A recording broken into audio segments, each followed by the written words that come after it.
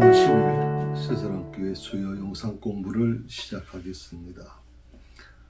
오늘 지난주까지는 우리가 십계명에 대한 말씀을 좀 분석해 드렸는데요. 오늘부터는 이제 18절 이후로 계속 공부해 드릴 것 같습니다.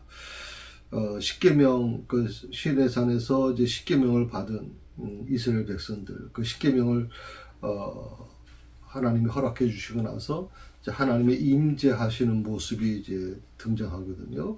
그래서 오늘 18절부터는 계속 그런 부분에 대한 말씀을 통해서 하나님의 거룩하심과 인간의 그 죄됨이 어떻게 조화를 이룰 것인가 한 이 부분에 대한 말씀을 좀 드리려고 합니다.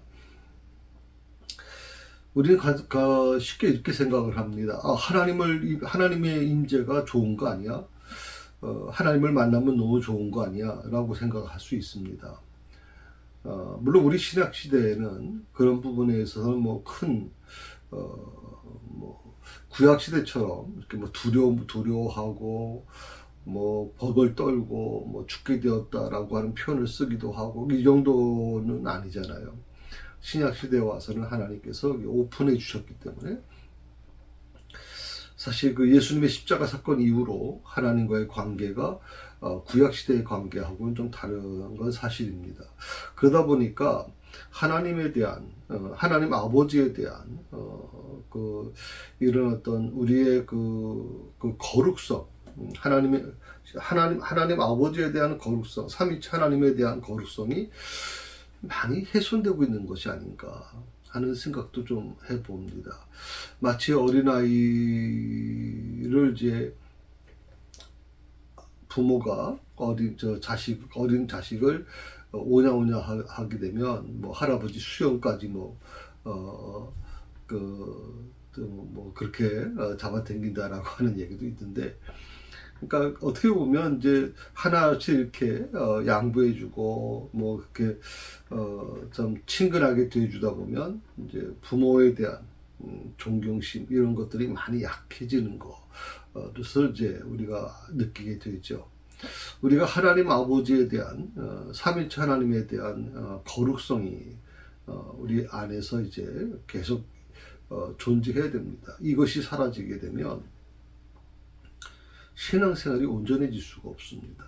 그러니까 하나님에 대한 거룩성을 우리가 인식하고 그 거룩성을 어떻게 우리 삶에 실천해 나갈 것이냐가 굉장히 중요한 부분이거든요. 그래서 오늘 말씀을 통해서 비록 구약적인 말씀이지만 구약적인 말씀이 오늘 우리에게 어떤 의미를 주는지에 대해서 같이 공부해 보도록 하겠습니다. 오늘 18절에 있는 말씀입니다. 그 출애굽기서 20장 18절입니다. 우리 같이 한번 읽어봅시다. 뭇 백성이 우레와 번개와 나팔 소리와 산의 연기를 본지라 그들이 볼 때 떨며 멀리 서서. 그러니까 하나님의 임재라고 하는 거, 이 부분에 대한 기록인데, 그러니까 하나님의 임재는 어떻게 이루어지느냐? 여기 보면 재미있는 표현이 나왔잖아요. 뇌성, 번개, 나팔소리, 산의 연기. 이런 것들은 이제 어떤 자연적인 현상이잖아요. 그러니까 구약 시대에는 하나님의 임재하심이 이 자연의 현상과 많이 연결되어 있는 경우가 많이 있어요. 하나님의 임재하시니까 뇌성이 번개 벼락이 치고 또 나팔 소리와 또 산의 연기가 피어오르다. 이런 표현들이 이제 어떻게 보면 좀 신비한 표현이 될 수도 있죠. 이건 이 성경에서만 기록된 게 아니고요. 우리나라 같은 경우에도 이제 보통 전설의 고향이라든지 이런 그런 TV 프로를 보게 되면 산신령이 나타날 때 갑자기 그냥 연기와 같이 쫙 안개가 끼고서 나타나는 그런 현상들이 있잖아요. 그러니까 산이라고 하는 거, 산이라고 하는 게 굉장히 어떻게 보면 사람들한테 좀 뭐랄까요, 경외심을 갖게 만드는데, 거기에 이제 안개까지 끼고 뭐 이렇게 신비한 어떤 현상이 일어나게 되면 사람들은 거기에 압도당할 수밖에 없는 거죠. 하나님의 임재가 바로 그런 부분입니다. 자연의 압도적인 현상과 함께 나타났다는 것이죠.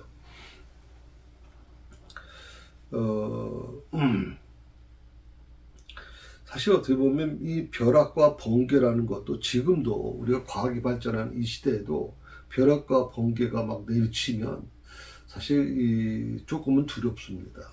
네, 물론 요즘에는 다 웬만한 건 다 갖췄잖아요. 피뢰침이라든지 이런 게 다 돼 있어서 그렇게 위험하진 않다 이렇게 얘기를 하는데, 그러나 이제 이런 것들이 한두 번 치는 것도 아니고 계속 벼락과 번개가 막 내리치고, 거기에 이제 또 더 충격적인 게 나팔 소리가 들린단 말이죠. 나팔 소리가 들린다는 게 뭐예요? 천사들이 하나님의 임재를 준비했다는 뜻이잖아요. 나팔 소리로 이제 나팔 소리가 들린다. 그리고 산에 연기가 막 피어오른다라고 하면 이스라엘 백성들은요, 정말 그 앞에서 벌벌 떨 수밖에 없었을 거예요. 정말 떨며 두려워할 수밖에 없었습니다. 이것은요, 이렇게 표현할 수 있습니다. 거룩하신 하나님 앞에서 이 죄인인 인간이 느낄 수밖에 없는 그 경외심이라 그럴까요? 마치 이거는 우리가 거대한 파도 앞에 섰을 때 그 자연의 그 어마어마한 그 위력 앞에서 사람은 한없이 초라해지는 것처럼, 자연 앞에서도 인간이 그 정도인데 하물며 하나님 앞에서 우리 인간의 모습은 얼마나 초라한 모습이겠습니까? 이스라엘 백성들이 바로 그 전능하신 하나님, 거룩하신 하나님을 경험하고 목도하고 나서는 아주 충격에 빠집니다. 그리고 경외심을 이제 느끼게 되는 것이죠. 여기서 우리가 중요한 부분이 하나 있습니다. 그것은 뭐냐면, 하나님의 임재는 우리를 비록 두렵게는 하지만 동시에 우리를 정결하게 하고 또 변화시켜 나가는 은혜의 자리다. 그러니까 어떻게 보면 이 부분이 이런 것은 구약적인 사고잖아요. 구약에서 있었던 일이고 신약에서는 그런 거 없잖아요. 라고 하시는 분들이 아마 계시겠지만, 그런데 하나님의 거룩성은요, 구약 시대나 지금이나 변함이 없습니다. 하나님의 거룩함은 시대를 초월하고 계시기 때문에 하나님의 거룩하심은 분명하게 달라지지 않았습니다. 다만 그 현상만큼은 좀 달라졌죠. 구약 시대에 있었던 두려움을 갖게 만드는 그런 현상은 하나님께서 허락하지 않으셨습니다. 그러나 우리가 분명히 알아야 될 게 뭐냐면, 하나님의 임재에 대한 부분을 우리가 스스로 겸손한 마음으로 두려운 마음을 가져야 됩니다. 하나님의 임재.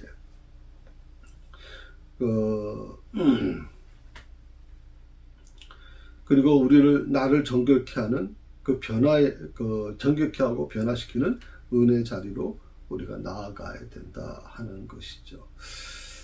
물론 구약 시대에는 이제 이런 현상이 많이 있었고요. 또 그 구약 시대에는 꿈으로도 하나님이 보여주셨고, 환상으로도 보여주셨고, 직접 모세 같은 경우에는 직접 하나님이 말씀하셨다 이렇게 얘기도 하고 있잖아요.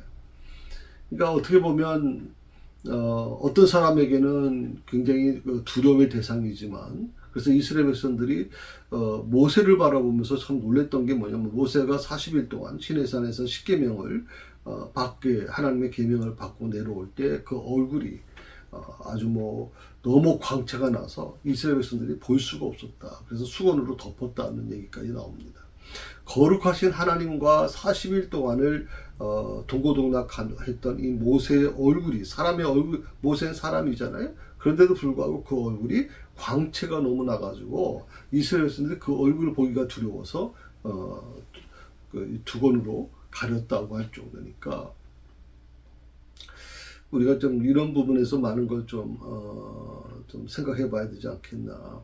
요즘에는 우리가 하나님을 만날 수 있는 그런 꼭 장소가 교회라고는 저는 생각하지 않습니다. 물론 여러분의 가정, 골방도 될 수 있고 다겠죠. 근데 점점점 하나님과의 만남에 대한 부분이 아까 조금 제가 말씀드렸지만 어린아이들이 할아버지나 아버지가 좀 이렇게 다정하게 대해주고 그 정말 그 장난하고 막 뭐 어리광 부리는 것을 다 그 받아주다 보니까 이게 경계선을 막 넘어가는 것처럼 저희도 마찬가지 같아요. 하나님을 섬기는 우리들도 최소한의 어떤 우리 스스로의 좀 이렇게 좀 경계선은 있어야 되지 않겠나. 근데 지금도 우리 김진희 목사님도 꼭 양복을 입고 예배를 참석하시잖아요. 우리 고강진 장로님 혹시 뭐 이제 지난주 화요일 날 어저께죠. 그러니까 어저께 이제 출국을 하셨습니다.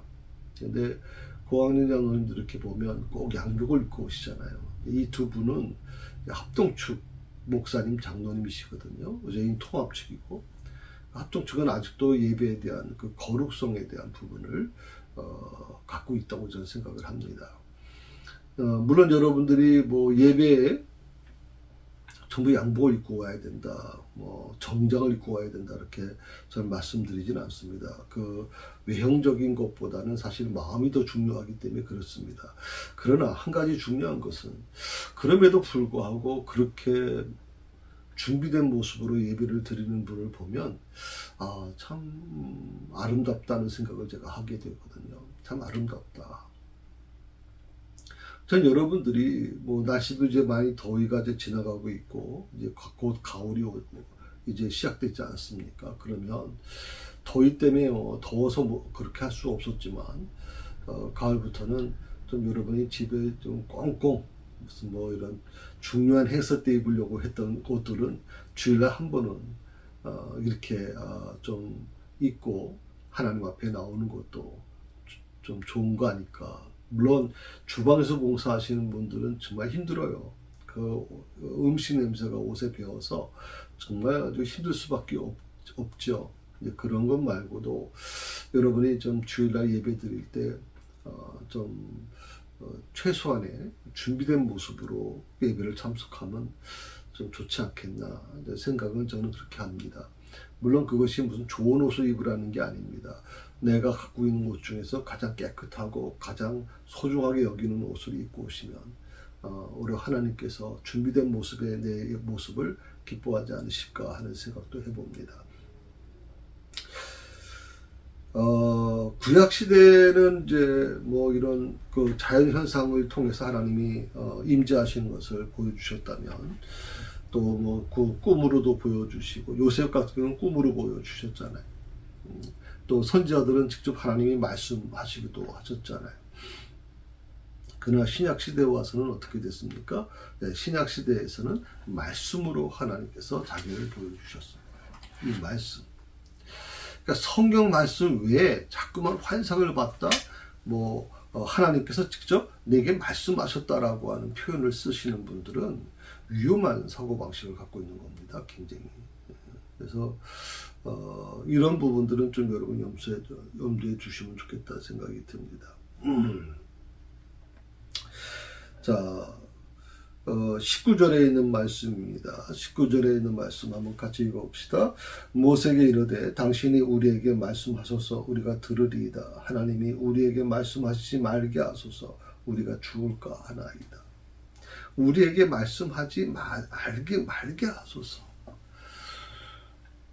이게 지금 솔직히 이스라엘 백성들의 처지입니다. 이스라엘 백성들이 갖고 있던 마음입니다. 너무 거룩하신 하나님 앞에 서니까 자신들이 죽을 것 같다는 겁니다. 그러니 제발 모세가 당신이 중재자가 되셔서 하나님을 직접 당신이 만나시고 하나님의 뜻을 우리에게 전달해 주세요. 왜냐하면 우리는 직접 하나님을 거룩하신 하나님을 만나면 우리가 죽을까 봐 두렵습니다라고까지 그렇게 고백합니다. 하나님 그 이스라엘 백성들은요. 하나님의 음성을 직접 듣기를 두려워했어요.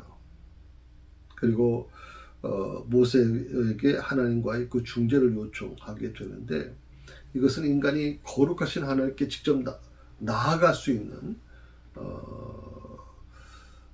그런 그런 길이 사실은 이 죄라고 하는 것 때문에 막혔다는 것이죠. 이스라엘 백성들 스스로가 그걸 느끼는 겁니다. 그래서 저는 이렇게 표현을 합니다. 우리가 보통 때는 먼지가 보이지 않습니다. 저도 목양실에서 지금 이걸 녹화를 합니다만은 목양실에 먼지가 잘 안 보입니다. 그 전등을 다 켜놔도 보이지 않습니다. 그런데 만약 이 목양실 안에 먼지가 전혀 없는 것일까요? 그렇지 않죠. 많이 또 돌아다닐 겁니다. 다만 제 눈에 보이지 않을 뿐입니다. 만약에 강력한 그 낮에 강렬한 그 해의 빛이 만약 목양실에 들어왔다면 어떻게 될까요? 창문을 통해서 들어오면 그 속에서 뭐가 보일까요? 수없이 떠다니는 먼지가 보일 겁니다. 내가 아무리 열심히 청소하고 아무리 열심히 닦아도 그 먼지는 제거할 수가 없습니다. 어떻게 보면 그래서 뭐 반도체라든지 이런 어떤 그 초정밀 그런 어떤 그런 부품을 만드는 그 회사 같은 경우에는 철저하잖아요. 방진복을 입게 되고 들어가 몇 단계를 거치잖아요. 그 먼지를 다 제거하고 이런 걸 이제 해도 사실은 물론 100%는 아닐 거라고 생각이 듭니다. 최소한 줄이려고 하는 것이죠. 우리 인간의 힘이 한계가 있습니다. 그래서 우리 안에 있는 이 죄성, 그 죄성은요 평소 때는 못 느껴요. 그런데 거룩하신 하나님 앞에 서게 되면 내 안에 있는 죄성이 보이기 시작하는 거예요. 평소 때는 보이지 않던 먼지가 강렬한 태양의 그 빛 앞에서 보여지는 것처럼 똑같은 겁니다. 그래서 우리가 날마다 태양빛에 있는 빛에서 들어오는 그 먼지를 내가 매 순간마다 본다면 이 목양실에서 제가 근무할 수 있겠습니까? 근무 못합니다. 그거 다 내 눈에 보인다면. 안 보이니까 제가 하죠. 그러니까 때로는요 우리가 정말 죄된 모습이 있고 부족하고 정말 하나님 앞에서 서게 되면 초라한 인간이지만 그런 모든 것을 내가 다 느끼고 깨달았고 그것을 다 보고 내가 살아간다면 신앙생활 한다면 우리 여기 나만 할 사람은 없습니다. 목사님 저도 마찬가지입니다. 저도 자신 없습니다. 그러니까 너무 거기에 집착하지 않으셨으면 좋겠습니다. 그래서 우리는 다 죄인이고 하나님 그것을 나 스스로 아는 것처럼 하나님도 다 알고 계십니다. 그래 백이모 목사 너 많이 부족하다는 거 내가 알아. 그래도 내가 너를 사랑해. 내가 너를 그래도 불렀잖아. 주의 종으로 불렀잖아. 그러니까 두려워하지 말고 말씀을 전해. 어떻게 보면 이런 하나님의 은혜가 있기 때문에 제가 오늘까지 오지 않았나 생각을 하거든요. 제 인간적인 노력으로는 불가능한 일이거든요. 오늘 이 그 백성의 그 요청을 통해서 우리가 뭘 느낄 수 있냐면 예수 그리스도를 통해서 하나님과 인간 사이에 중재하신 그 사역을 우리가 떠올릴 수가 있죠. 그래서 우리가 예수 그리스도를 통해서만 하나님께 나아갈 수 있는 은혜를 얻게 된다. 그러니까 내 스스로는 절대 혼자 갈 수가 없어요. 예수 그리스도를 통해서만 가요. 하나님께서도 뭐라고 말씀하셨냐면 나는 예수의 이름 외에는 다른 이름을 준 적이 없다고 말씀하셨어요. 그러니까 예수 그리스도의 이름으로만 하나님 앞에 나아갈 수 있어요. 왜냐하면 그분께서 그 예수님께서 우리의 하나님과 나 사이에 중재자가 되어주셨기 때문에. 그래서 우리는 이스라엘 백성들이 거룩하신 하나님 앞에서 그 거룩하신 하나님 앞에서 우리가 죽게 되었습니다라고 벌벌 떨면서 모세에게 중지자가 되어 주길 바랬던 것처럼 우리 예수님이 중지자가 되어 주셔서 어느덧 우리의 마음, 우리의 어떤 생각, 우리의 기도의 제목들을 하나님께 다 올려드리는 그런 역할을 지금 하고 계시는 거죠.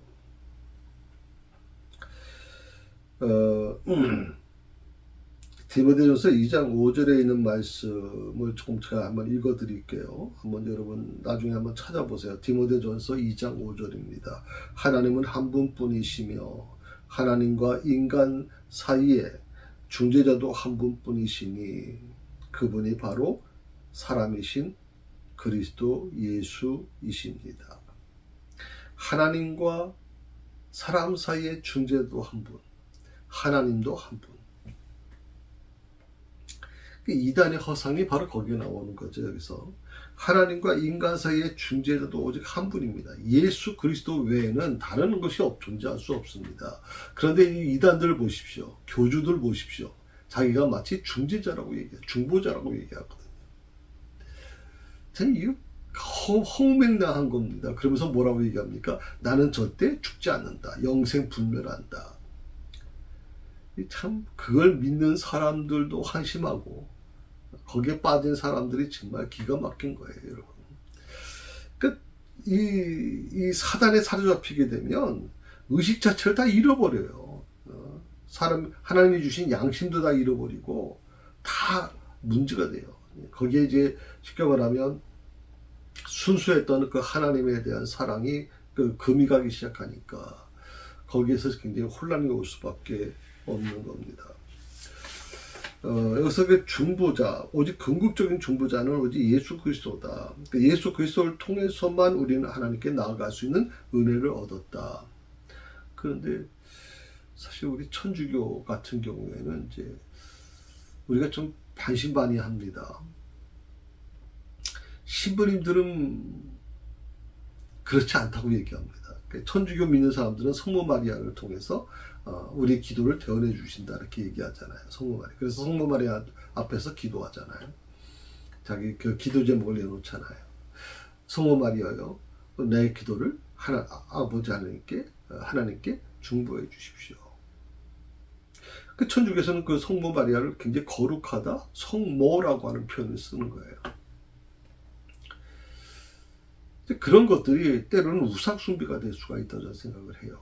이건 어떻게 보면 신부님들한테도 제가 좀 알아보면 그 뭐 성모 마리아를 어떻게 보면 숭배하는 거 아닙니까? 그렇게 얘기를 하면 아니라고 얘기를 하거든요. 그냥 단순히 성모 마리아께서는 우리의 기도를 좀 도와주시는 것이지 절대 그런 의미가 아니다라고 하는 부정을 하고 계시는데, 과연 천주교 다니시는 교인들도 그렇게 생각하게 될까요?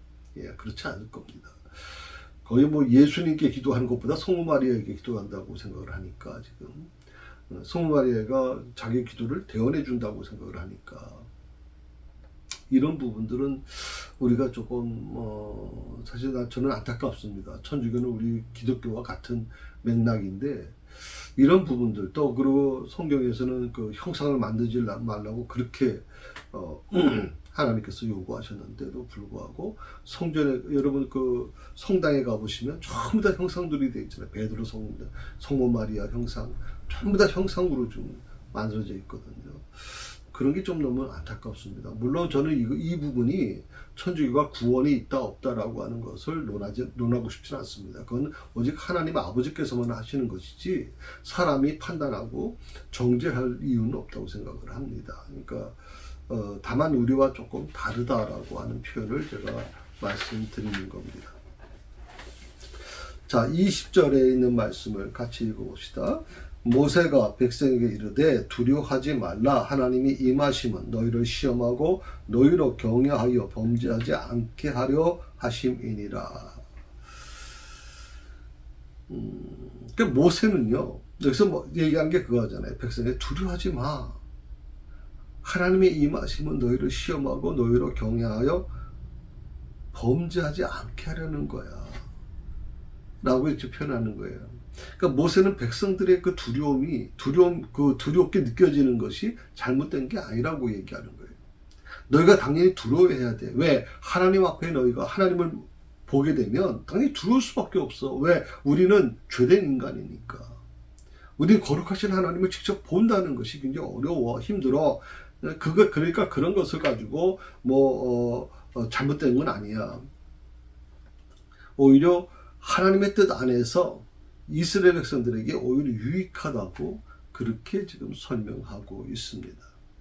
그러니까 하나님의 그 임하심은 너희를 시험하고 너희를 경외하여 범죄하지 않게 하려는 것이다 라고 하는 말씀을 주세요. 모세가 그러므로 두려워하지 마라고 이제 표현하고 있는 거예요.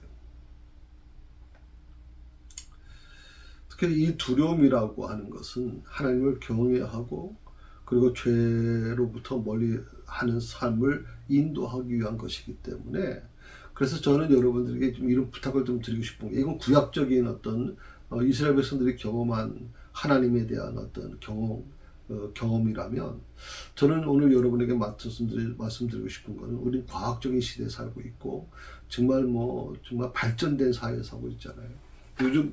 요즘처럼 이렇게 발전한 사회가 그렇게 드물지 않습니까? 그러나 한편으로 보면 하나님의 경외심이 너무 약해지고 있는 거 아닌가. 그저 제가 좀 안타깝게 생각하는 것은, 예배 시작 전에 좀 일찍 오신 분들은 마음에 좀 준비를 하시고, 우리가 이제 우리 교회 파이프 오르간이 없잖아요. 그래서 이제 파이프 오르간으로 된 그 배경음악을 여러분에게 지금 들려드리고 있잖아요. 예배 전부터. 그래서 그 음악을 들으시면서 좀 마음의 준비를 하시고, 이 파이프 오르간이 물론 이제 중세 시대부터 시작됐습니다만은 굉장히 마음을 차분하게 해줍니다. 굉장히 악기 중에 참 중요한 악기죠. 워낙 고가라. 우리나라에서도 이제 몇 교회밖에 없습니다. 소망교회라든지 영락교회. 이제 영락교회가 있는지 참 정확히 제가 기억이 안 나는데, 소망교회, 강림교회 같은 교회는 전부 다 이제 파이프 오르간이 있죠. 그 웅장하거든요. 그러니까 먼저 온 사람들이 거기서 조용히 마음을 묵상하고 그 거룩함, 굉장히 거룩한 마음을 느끼게 해주기 때문에 그런 것은 굉장히 도움이 된다고 저는 생각을 해요. 이 두려움이라고 하는 것을 좀 정의할 필요가 있어요. 이 두려움이라는 게 뭐냐? 그러니까 하나님과의 관계에서 부정적인 감정이 아니다라고 하는 거예요. 그러니까 두렵다. 난 하나님을 만나는 게 두려워. 하나님의 이스라엘 백성은 모두가 다 구약 시대는 그랬으니까. 그러나 사실 하나님에 대한 이 두려움, 하나님과의 관계에서 이 두려움은 반드시 필요한 거예요, 여러분. 왜? 전능하신 하나님 앞에 우리가 섰을 때 그 두려움이 존재해야 되는 거예요. 한 나라 대통령을 만나는데도 굉장히 식은땀이 나고 굉장히 뭐라고 표현하면 두렵다고 하는 표현은 좀 그렇지만, 보통 사람들이 얘기해요. 대통령을 만나게 되면 굉장히 손에서 땀이 나고 막 두근두근거리고 막 그런다는 얘기를 하더라고요. 방송에 나와서 누가. 그런데 하물며 거룩하신 하나님을 만나는데 두려움을 못 느낀다? 두려움이 전혀 없다? 나는 그거 느껴본 적이 없어요. 이거는 심각한 문제예요, 여러분, 지금. 아무리 우리가 성령시대에 살고 신약시대 성령시대에 산다 해도 하나님과의 관계에서 이 두려움이라는 게 없다는 건, 두려움이라는 게 무조건 죄악에 대한 어떤 부분에 있어서 부정적인 어떤 시각보다도, 그런 것은 하나님과 관계에서 부정적인 감정을 의미하는 게 아니라는 걸 여러분 꼭 기억하시면 좋겠어요. 올바른 경외심으로 우리가 이어질 때 나를 변화시키는 영적 도구가 되는 게 바로 이 두려움이라는 거예요. 두려움을. 어떻게 보면 이 두려움을 느끼는 것은 우리에게 굉장히 중요하다고 저는 생각을 해요. 영적 도구가 되기 때문에. 하나님을 경외하는 마음은 단순한 공포가 아닙니다. 그분의 거룩함을 인정하고 존중해주는 자세입니다. 그게 바로 어떻게 보면 이제 하나님을 경외하는 마음이 안에 있나. 그러니까 공포와 두려움을 분리시켜야 됩니다. 공포심은 아니죠. 이건 뭔가 우리가 무슨 뭐 전설의 고향이라든지 무슨 어떤 밤중에 뭐 공동묘지를 지나간다거나 이렇게 느껴지는 공포감이 아니에요. 그거는 우리 신앙의 모습이 돼서는 안 돼요. 하나님은 그런 모습을 우리에게 알게 되기를 원치 않으세요. 하나님이 원하시는 것은 거룩함을 인정하고 존중하는 자세를 가지라는 거예요. 이 경외심이 우리를 때로는 우리가 죄를 피하게 만들고 또 하나님과 동행하는 삶을 살도록 우리를 이끌어 준다 하는 겁니다.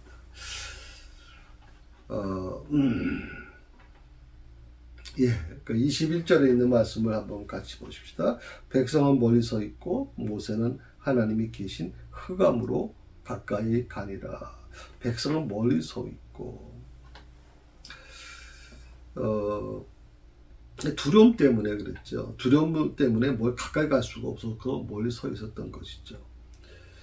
근데 요즘에 성도들이 그렇게 느껴지는 사람은 거의 없을 거라고 생각을 합니다. 그런 감정조차 느끼지 못하는 거죠. 만약 하나님과 멀어졌다면 그것이 두려움 때문에 이루어진 것이 아니겠죠. 그만큼 내 마음에 사랑이 식어졌다는 뜻이 될 겁니다. 그러니까 우리 이스라엘 백성들이 멀리 서 있었던 것은 하나님이 두렵기 때문에 그렇게 했거든요. 모세는 그 하나님의 부르심에 응답해서 하나님께 가까이 나아가게 됩니다.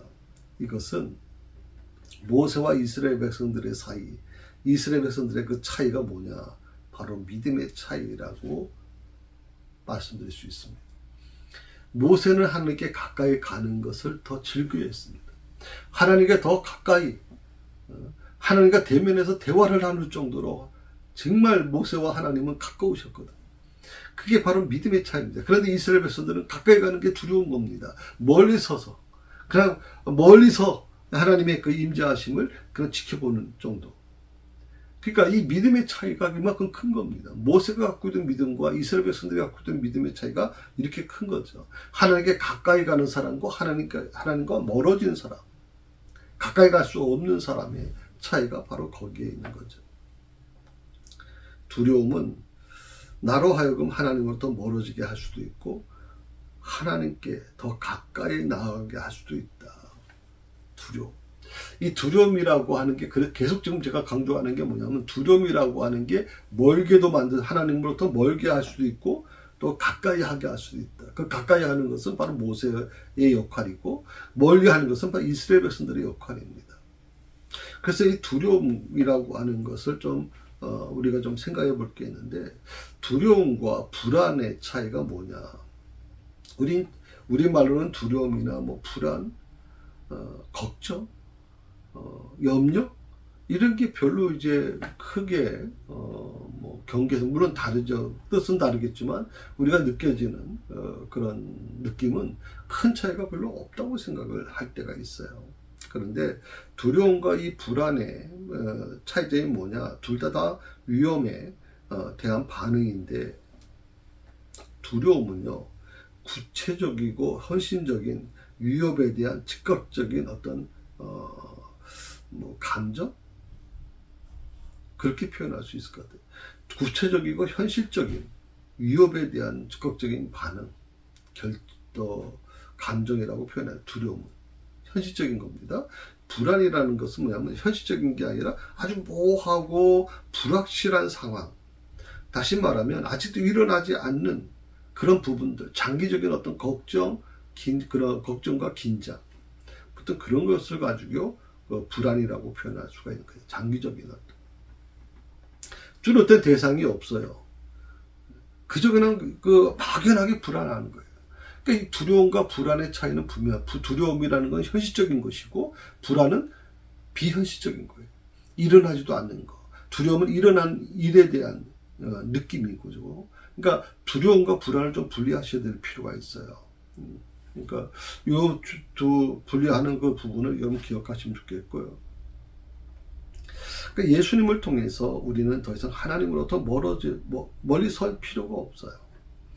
예수님이 아니고서 나는 하나님께 가까이 갈 수 없는 존재지만 예수님이 십자가에 달려서 돌아가시는 그 순간 성전의 휘장이 찢어졌잖아요. 그래서 하나님과 막혔던 담이 다 무너졌어요. 거기에 제사장도 필요 없어요. 사실은 선지자도 필요 없어요. 하나님과 직접 만나시겠다는 거예요. 하나님께서 직접 우리의 기도를 들으시겠다는 거예요. 지금까지는 제사장한테 얘기해서 제사장한테 제물을 드리고 제사장이 그 제물에 축복해주고 하나님을 대신해서 인간의 그 제물을 드린 인간의 모든 죄를 탕감해주는 그런 어떤 대속의 역할을 감당했다면 예수님이 십자가에서 단번에 한 번에 이 문제를 다 해결해 주셨단 말이죠. 만인 제사장으로서. 제사장의 모든 것을 다 해결해 주셔서 그 모든 것을 누구에게? 우리 모두에게 주신 거예요. 그게 바로 만인 제사장 제도예요. 누구든 하나님께 기도하면 하나님이 다 들어주세요. 목사는 여러분에게 하나님 기도하는데 조금 더 힘이 되라고 요구하는 것이지 제가 모든 걸 해결하는 게 아니에요. 여기서 중요한 게 뭐냐면 우리가 마치 이 신약 시대에 살고 있으면서도 마치 구약 시대처럼 모세처럼 마치 하나님의 말씀을 대언한다고 생각하는 분들이 계세요. 뭐 그런 어떤 기도원도 제가 있다는 얘기도 좀 들어봤습니다만은 이거는 굉장히 위험한 사고입니다. 그래서 그러다 보면 내 말이 곧 하나님의 말을 대언하고 있어라고 하는 착각 속에 들어갔기 때문에 이건 굉장히 위험한 부분이에요. 그래서 우리가 하나님의 말씀, 이 말씀 외에 내가 하나님의 음성, 하나님으로부터 어떤 계시를 받았다라고 하는 그런 주장은 바람직하지 않다라고 제가 말씀을 드릴 수 있습니다. 전체적인 좀 설명을 좀 한번 더 드린다면 18절부터 우리가 지금 21절까지 말씀을 오늘 공부했어요.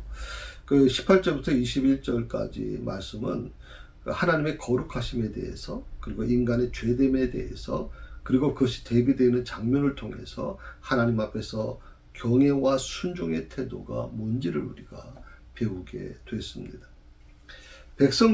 이스라엘 백성들은 두려움 속에서 하나님께 나아가는 대신에 모세를 통해 중재를 요청합니다. 이스라엘 백성들의 입장도 이해가 됩니다. 왜냐하면 너무 거룩하신 하나님 앞에 하나님의 그 임재를 보게 되면 자신들이 죽게 됐다고 죽을 수밖에 없다고 생각하는 거예요. 너무 거룩하신 분 앞에 서니까. 이건 이사야 선지자도 마찬가지였잖아요. 이사야 선지자가 선지자로 부름을 받았음에도 부름을 받는데도 불구하고 그 거룩하신 하나님의 모습을 보고 나서 뭐라고 그럽니까? 이사야가 내가 죽게 되었다고 표현하잖아요.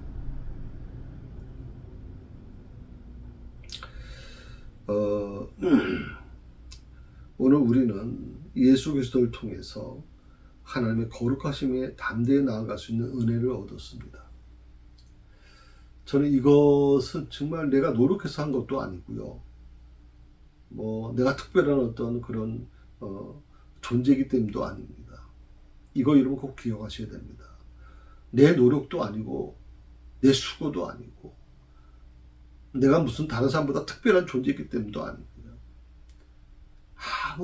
아무 조건도 없고 오히려 다른 사람들보다 더 부족한 나인데 하나 내세울 게 없는데 그럼에도 불구하고 하나님께서 이 은혜를 우리에게 주셨다는 거죠. 하나님의 거룩하심에 담대히 나아갈 수 있는 은혜. 저는 이게 다른 어떤 것보다 축복이라고 생각해요. 하나님 저희 자녀를 축복해 주고 좋은 대학 들어가게 주셔서 감사합니다. 하나님 저희 가정의 건강을 지켜주셔서 감사합니다. 하나님 저희 사업이 잘 되게 해주셔서 감사합니다. 하나님 저희 남편이 진급 잘 되게 해주셔서 감사합니다. 직장 얻게 돼서 감사합니다.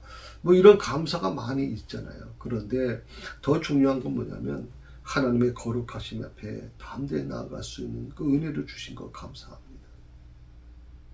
담대히 나아갈 수 있는. 이건 굉장히 큰 은혜입니다. 누구나 나가는 게 아닙니다. 여러분 기억하십시오. 선택된 자만이 나가는 겁니다. 선택된 자, 하나님의 자녀로 선택된 자만이 나갈 수 있는 거예요. 나아가고 싶어도 못 나가는 사람들이 있어요, 여러분. 예. 처음부터 사탄의 노예가 돼서 사탄의 그 포로가 된 자들은 나가기가 힘들어요, 이거 부분을. 그럼에도 불구하고 나같이 부족한 사람을 하나님이 부르셨다는 게 얼마나 큰 축복입니까? 오늘 우리가 할 수 있는 게 뭘까요? 하나님의 거룩하심에 담대히 나아갈 수 있는 은혜를 얻었음에도 불구하고 여전히 하나님의 거룩하심을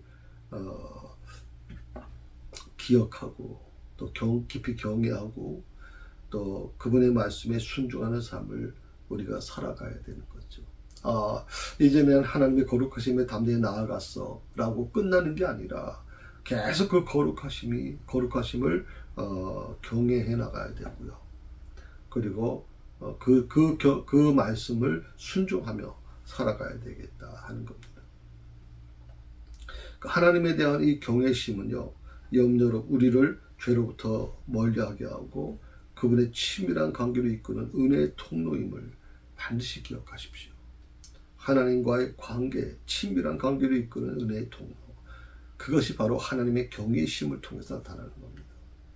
그래서 여러분들이 저는 하나님을 좀 더 경외하셨으면 좋겠습니다. 그 하나님 앞에 하나님이 정말 어떤 분이신가, 그 전능하신 하나님 앞에 우리가 섰을 때 어떤 마음을 가져야 되는가에 대한 부분을 다시 한번 여러분 점검하고 그렇게 나아갈 수 있기를 바랍니다. 예, 오늘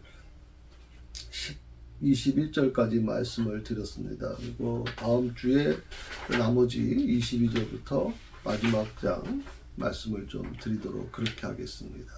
수고하셨습니다. 기도하십시다. 하나님 감사합니다. 오늘도 우리와 함께 하시고 저희를 통해서 하나님의 놀라운 은혜를 아버지 하나님이여 누리며 살아갈 수 있도록 도와주심을 감사합니다. 저희만이 아니라 이제 하나님 그 은혜를 모르는 사람들에게 그 은혜를 베풀어 주며 그 은혜를 하나님 알려주는 그런 사명 감당할 수 있도록 주여 인도해 주옵소서. 전능하신 하나님, 그 하나님을 우리가 만나고 그 하나님을 경외할 수 있도록 그렇게 살아갈 수 있게 해주신 하나님 감사합니다. 이 마음 변치 않게 하시고 늘 주님과 함께 승리하는 삶을 살아갈 수 있도록 인도해 주옵소서. 예수님의 이름으로 기도합니다. 아멘.